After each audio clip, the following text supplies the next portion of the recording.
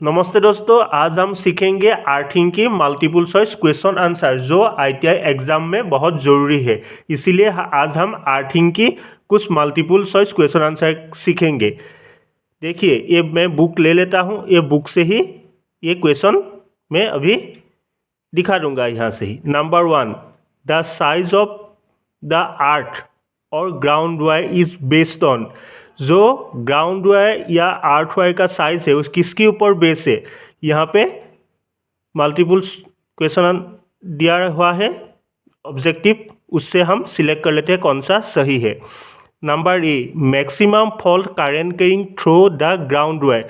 क्या होता है, जब भी करंट फॉल्ट होता है तब क्या होता है, ग्राउंड वायर से ही वो फॉल्टी करंट वो अर्थिंग से निकल जाता है। नंबर 1 वो बोल रहे हैं।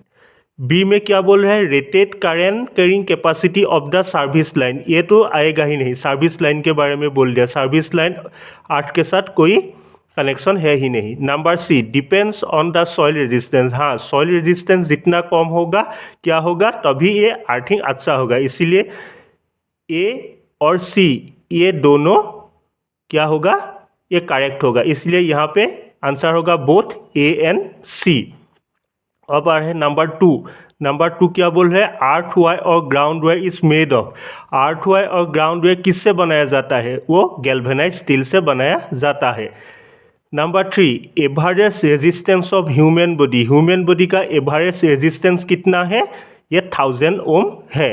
Number 4, generally earthing is provided for. Earthing किस लिए उपलब्ध होता है, ये ऑब्जेक्टिव यहाँ पे आंसर दे रहे हैं, कौन सा सही है सिलेक्ट कर लेते हैं। Number A, only for the safety of the equipment. ये तो होगा ही, किस लिए होगा, हम कभी भी अर्थिंग किस लिए करते हैं, इक्विपमेंट की सेफ्टी के लिए ही करते हैं। यहाँ पे लिखा है only for the safety of the equipment. Number B, only for the safety of the operating personal. जो यूज़ कर रहा है, जो ऑपरेट कर रहा है, जो स्विच देने के लिए जा रहा है, जो ऑपरेट कर रहा है, उसका भी सेफ्टी बहुत ज़रूरी है। और सी बोल रहे हैं बोथ ए एंड बी, और डी बोल रहे हैं नॉन ऑफ एबोव। यहाँ क्या होगा, सी आंसर होगा both A and B. A and B होगा। ए में क्या लिखा है, only for safety of the equipment safety, और नंबर पर्सनल जो यूज़ कर रहा है, ऑपरेटिंग कर रहा है, उसका भी सेफ्टी जरूरी है। इसीलिए हम ए और बी दोनों आंसर सही है, इसलिए बोथ लिखा है A and B. Number 5, ground resistance should be design such as. Ground resistance किस लिए कैसे डिज़ाइन किया जाता है, should be design such as.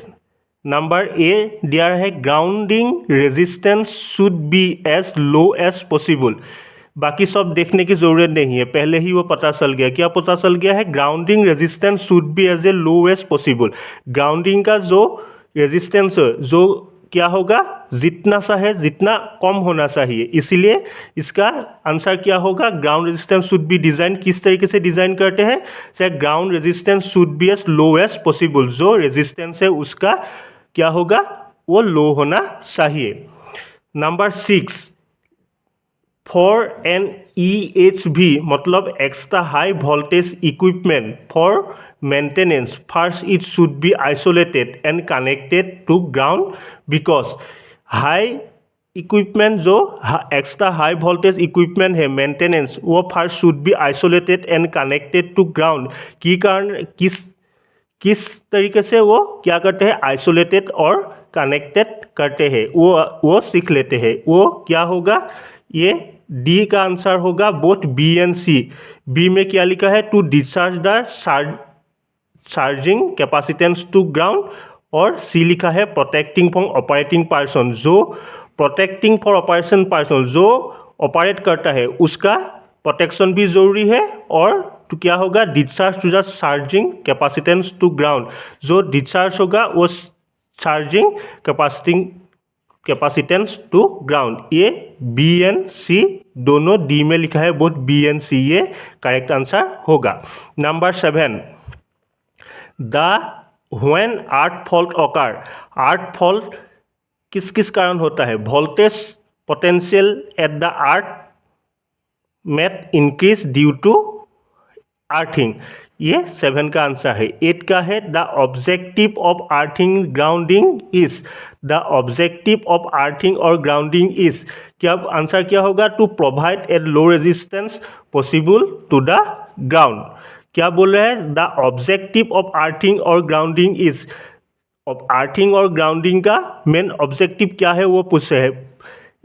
Main एक ही होगा, क्या होगा? To provide low resistance possible to the ground, जो पहले ही बोल चुका है। जो रेजिस्टेंस क्या होगा, होना चाहिए अर्थिंग का, वो लो होना चाहिए। ये इसलिए ए होगा, to provide as low resistance possible to the ground. 9 क्या बोल रहे हैं? Moisture content in the soil the earth soil resistance. Moisture content the soil, soil में जब मॉइस्चर आ जाएगा तो क्या होगा? Earth resistance, soil earth resistance क्या होगा? वो डिक्रीज होगा। ये देखने ही पता चल जाता है, ये डिक्रीज होगा। इस तरीके से और भी क्वेश्चन है। हम मेरे चैनल को सब्सक्राइब कीजिए, तभी अब ऐसे क्वेश्चन और देखने मिलेगा। Thank you.